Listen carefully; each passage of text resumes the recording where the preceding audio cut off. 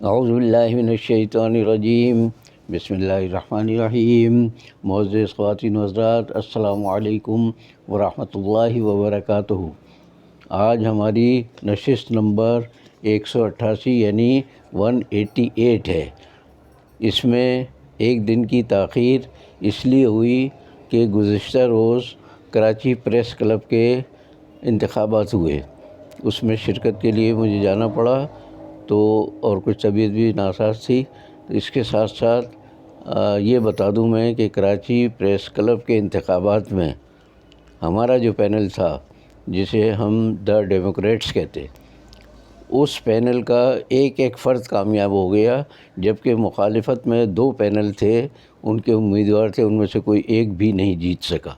تو یہ بہت بڑی کامیابی ڈیموکریٹس کی ہے کراچی پریس کلب میں، اور گزشتہ 13 سال سے یہی پینل جیتتا چلا آ رہا ہے۔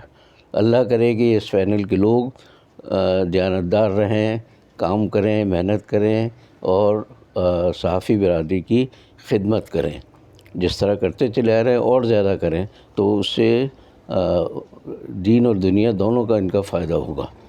اب میں آج جس شخصیت کا ذکر لے کر آیا ہوں آپ کی خدمت میں، وہ ہے حضرت عمر بن عبدالعزیز۔ تاریخ کا یہ ایک ایسا کردار ہے،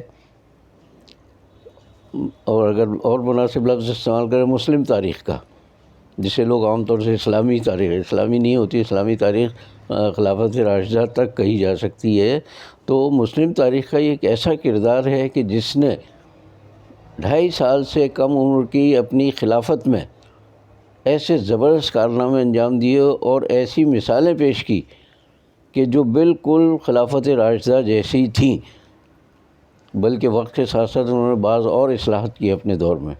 تو اتنے 2.5 سال سے کم عرصے میں اتنا کام کر کے جانا ایک شخص کا، یہ بہت بڑا کارنامہ ہے اور تاریخ میں ہمیشہ محفوظ رہے گا۔ یہ حضرت عمر بن عبدالعزیز کو میں ایک اور لحاظ سے بھی اہمیت دیتا ہوں، فوقیت دیتا ہوں، کہ خلافت راشدہ کے جو 4 خلیفہ شمار کیے جاتے ہیں، حضرت ابوبکر صدیق، حضرت عمر فاروق، حضرت عثمان غنی اور حضرت علی رضوان اللہ علیہم اجمعین، ان سب کی تربیت حضور صلی اللہ علیہ وسلم کے دور میں ہوئی۔ تو جو حضور سے تربیت یافتہ تھے، ان کی تو اعلیٰ صفات اور مثالوں کا کوئی مقابلہ نہیں کیا جا سکتا۔ یہ جب آئے ہیں خلیفہ عمر بن عبدالعزیز، تو اس دور تک پھر وہ خلافت ملوکیت میں تبدیل ہو چکی تھی، یعنی باپ سے بیٹے کو اور بیٹے سے بیٹے کو، اس طرح خلافت چل پڑی تھی۔ الیکشن وغیرہ کا یا لوگوں کے انتخاب کا کوئی وہاں نہیں تھا سلسلہ۔ تو یہ جس وقت خلیفہ بنائے گئے حضرت عمر بن اچھا ایک بات بتا دوں کہ عام طور سے ان کو خلیفہ 5واں خلیفہ راشد کہا جاتا ہے، کہ حضرت علی کے بعد ان کا دور بالکل خلافت راشدہ جیسا رہا، لیکن درمیان میں 6 مہینے تک حضرت حسن کی حکومت رہی، خلافت رہی، لیکن انہوں نے اپنی مرضی سے اس خلافت کو پھر دے دیا حضرت امیر معاویہ کو۔ تو ان کی خلافت کو بعض اوقات شمار نہیں کرتے تو ان کو 5واں خلیفہ راشد کہہ دیتے ہیں حضرت عمر بن عبدالعزیز کو، اور اگر ان کی خلافت شمار کر لی جائے تو 6واں خلیفہ راشد کہا جاتا ہے حضرت عمر بن عبدالعزیز کو۔ ان کا دور خلافت میں بتا دوں آپ کو کہ 24 ستمبر 717 سے 5 فروری 720 تک رہا ہے۔ تو کم و بیش 2 سال اور 5 مہینے کا دور حکومت تھا ان کا۔ 2 سال میں تو ہمارے یہاں کے تو لوگ کہتے ہیں کہ ابھی ہمیں پرانی خرابیوں کو دور کرنے کا موقع نہیں ملا تو نئی خوبیاں کہاں سے لائیں۔ آپ دیکھیں ہمارے یہاں 3-3.5 سال ہو گئے حکومت کرتے ہوئے، وہ پرانے دور کے لوگ کھا گئے، لوٹ گئے اور تباہ کر گئے ملک کو، اب ہم کیسے ٹھیک کریں؟ بھائی آپ تو اس دعوے کے ساتھ آئے تھے کہ ہمارے آتے ہی دودھ اور شہد کی نہریں بہیں گی ملک میں، اور آپ کہہ رہے ہیں کہ ابھی ایک سال اور لگے گا اور ہم تو اتنی خرابیوں کو دور۔ اب ان کے اپنے لوگ بھی اعتراف کر رہے ہیں، موجودہ دور کی بات کر رہا ہوں۔ لیکن حضرت عمر بن عبدالعزیز چونکہ نیک تھے، یعنی اموی دور عام طور سے اچھا دور نہیں سمجھا جاتا، ملوکیت کا دور سمجھا جاتا ہے، لیکن یہ شہزادہ ہونے کے باوجود بہت نیک تھے، اللہ والے تھے یہ۔ پھر جب انہیں اور یہ بتا دوں میں کہ اس کے باوجود بہرحال ان کا شوق تھا، بہت اچھے کپڑے پہنتے تھے، بہت اچھی خوشبوئیں لگاتے تھے اور ٹھاٹ باٹ کی زندگی، لیکن عبادت میں کوئی کمی نہیں کرتے تھے۔ پھر جب انہیں خلیفہ بنا دیا گیا وراثت کے حساب سے، کہ صاحب ورثے میں آپ کو خلافت ملنی ہے، تو انہوں نے کہا کہ بھائی میں برات کا اعلان کرتا ہوں خلافت سے اور کسی اور کو چن لیں، یہ طریقہ صحیح نہیں ہے کہ باپ سے بیٹے کو ورثے میں ملے۔ تو لوگوں نے، حالات بھی اچھے نہیں تھے مطلب، تو لوگوں نے کہا نہیں ہم آپ ہی کو، ان کے ہاتھ پر بیعت کی۔ آپ ذرا اندازہ کیجئے کہ ہمارے یہاں لوگ کہتے ہیں جی فلاں چیز ملے گی تو ہم ملک کا یہ کر دیں گے وہ کر دیں گے، ان کے پاس جو کچھ تھا اموی دور حکومت کا وہ سارا انہوں نے چھوڑا، اور اموی دور حکومت میں جو مسلمانوں کے مال پر یا جو زکوٰۃ کا مال اور جو کیا کہلاتا ہے حکومت کا جو مال ہوتا ہے اس سب پر یعنی حکومت کا قبضہ تھا، انہوں نے آتے ہی سب آزاد کیے۔ اور ان کا وہ جملہ میں کبھی نہیں بھولوں گا اور بار بار دہراتا ہوں میں، انہوں نے کہا خلیفہ بنتے ہی کہ میں آئندہ جمعے میں اعلان کروں گا کہ امویوں کے پاس جتنے مال اور اثاثے ہیں مسلمانوں کے ہیں وہ سب بیت المال میں جمع کر دیے جائیں گے، وہ پورے مسلمانوں کا اثاثہ ہے وہ۔ تو بیٹے نے کہا کہ اب بھائی جان آپ کو پتہ ہے کہ آپ اگلے جمعے تک زندہ رہیں گے؟ میں بتانا ہی چاہ رہا ہوں کہ باپ کے بدلتے ہی بیٹا بھی بدل گیا۔ شاہی دور، شہزادوں کی طرح عیش و عشرت میں پلے ہوئے لوگ، لیکن جب باپ نے ایک بات کا اعلان کیا تو آپ دیکھ لیجیے بیٹے کا کیا رد عمل تھا۔ تو حضرت عمر بن عبدالعزیز کو خیال آیا کہ واقعی جمعے تک زندہ رہنے کی کوئی گارنٹی نہیں ہے، انہوں نے فوراً اعلان کیا کہ سارے جتنے ہمارے اموی خاندانوں میں جو اثاثے جمع ہیں وہ سب جائیں گے بیت المال میں، عوام کا اثاثہ ہے وہ ہمارا نہیں ہے یہ۔ تو ایک تبدیلی اتنی بڑی، ہمارے یہاں کہتے ہیں جی ہمارے پاس یوں قرضہ آئے گا باہر سے تو اور یہ آئے گا اور اتنے ٹیکس لگائیں گے، اتنی چیزیں مہنگی کریں گے تب کہیں ہم عوام کو کچھ سہولت دیں گے۔ تو جب عوام کو تکلیف دے کر سہولت دینے کی آپ بات کرتے ہیں تو آپ کہاں کے حکمران ہوئے؟ اس شخص نے آتے ہی اپنا مال و دولت سارا اور جو خوشبوئیں لگانا، اچھے کپڑے سب ترک کر دیا، بالکل ایک عام مسلمان جیسی زندگی گزاری۔ آج میں ان کا ذکر اس لیے کر رہا ہوں کہ گزشتہ روز میرے پاس اس پر موبائل پر ان کے بارے میں کچھ بات ایک ذکر آیا کہ انہوں نے کہا مسلمانوں نے آ کر، یہ جو ان کے ماتحت لوگ تھے، افسران کہہ لیجیے آج کے دور میں، انہوں نے کہا جی زکوٰۃ کا مال بہت جمع ہو گیا ہے، کافی جمع ہو گیا ہے، تو اب کیا کریں اس کا؟ تو حضرت عمر بن عبدالعزیز نے فرمایا کہ غریبوں میں تقسیم کر دو۔ میں بڑی اچھی مثال اس وقت پیش کر رہا ہوں آپ کے سامنے، جو یہ اصلی جو 4 خلفائے راشدین ہم جنہیں کہتے ہیں ان کا نہیں، ان کے 60 سال بعد کا دور ہے یہ۔ تو کہتے ہیں جب ان سے کہا گیا جی مال بہت جمع ہو گیا ہے، تو کہنے لگے زکوٰۃ کا مال بہت جمع ہو گیا ہے، تو کہنے لگے غریبوں میں تقسیم کر دو۔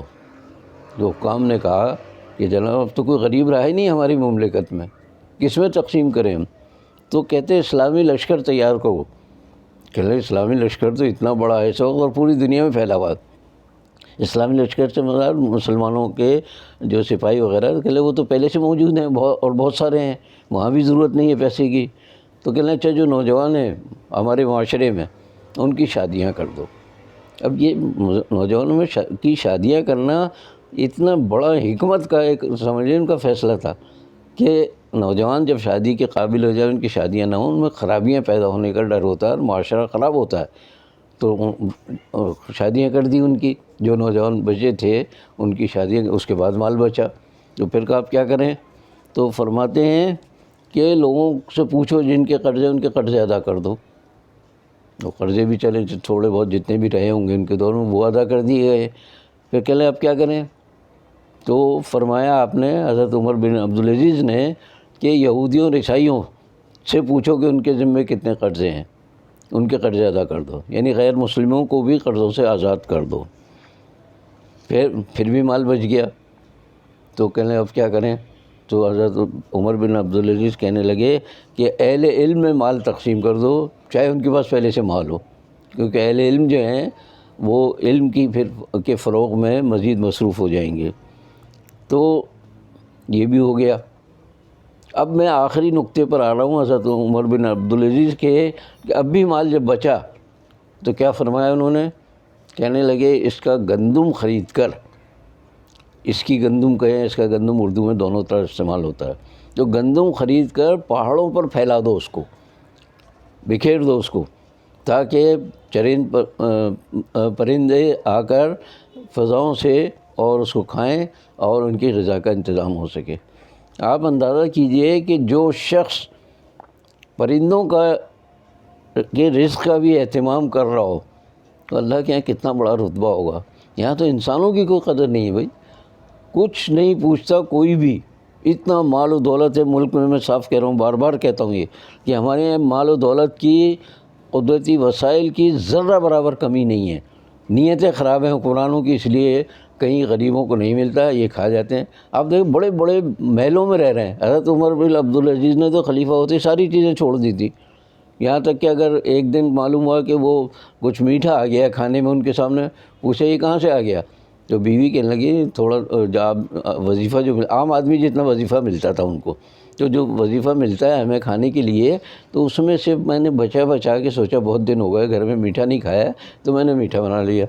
تو آپ فرمانے لگے اس کا مطلب یہ کہ اتنا ہمیں زیادہ ملتا ہے پیسہ جس کا تم نے بچایا ہے، یہ کم کرا دیا انہوں نے۔ کہ لے میں عام آدمی کی سطح سے ذرا سا بھی بلند ہو کر زندگی نہیں گزارنا چاہتا۔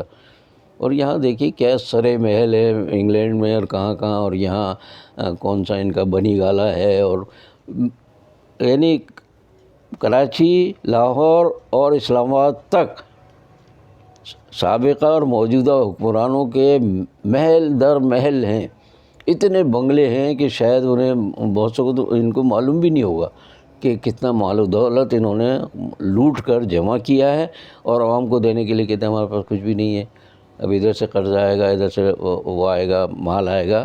آخر میں مجھے ایک آج کی خبر بڑی اچھی لگی کہ ترک جو صدر ہے اردگان، طیب اردگان پورا نام، انہوں نے عوام سے کہا کہ بھئی جتنا آپ کے پاس غیر ملکی وہ ہے پیسے، دولت، ڈالرز، ان سب کو اپنی مقامی کرنسی میں تبدیل کر دو۔ لیرہ ہے ان کی کرنسی، تو لیرہ میں تبدیل کر دو۔ اور پتہ نہیں کتنے کروڑ ڈالر انہوں نے لیرہ میں تبدیل کر دیا، ان کے پاس رہے نہیں وہ ڈالر۔ اور جیسے ہی انہوں نے کیا، ملک کی معیشت بحال ہو گئی، بہت اچھی ہو گئی۔ یعنی ترکی قوم ویسے بھی کسی کی محتاج نہیں رہی، لیکن وہ ایک دم ٹھیک ہو گئے بالکل۔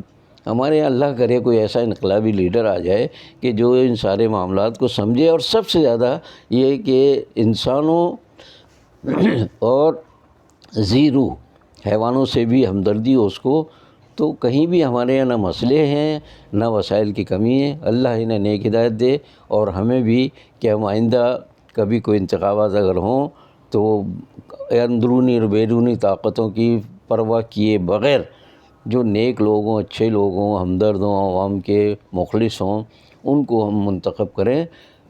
باقی بشرط زندگی باقی، اگر آپ میرے اس چینل کو پسند کرتے ہیں تو اس کو لائک کریں، شیئر کریں، اور اس کو آگے بڑھانے کی کوشش کریں۔ شکریہ۔